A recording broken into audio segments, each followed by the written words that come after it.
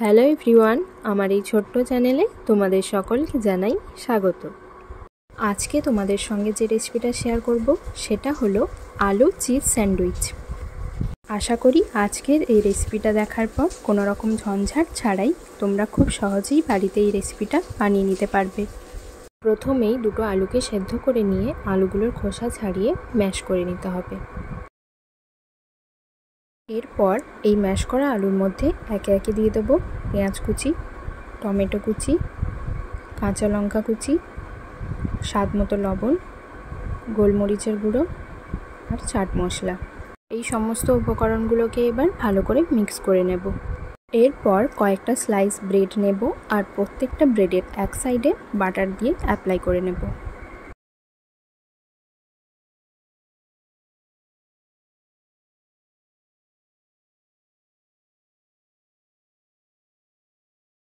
Butter apply করে নেওয়ার পর তার উপরে আলু স্টাফিংগুলোকে এইভাবে দিয়ে দেব।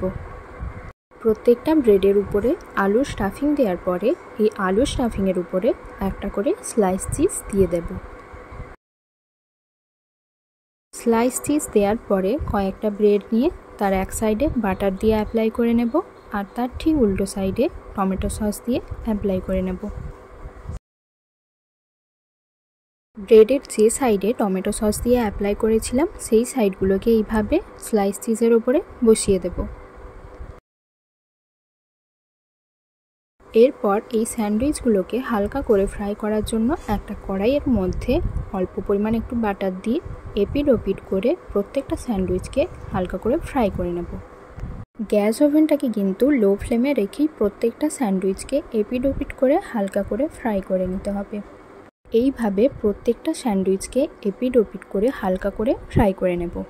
এরপর ছুরির সাহায্যে কোনাকুনি করে কেটে নিলেই রেডি আলু চিজ স্যান্ডউইচ।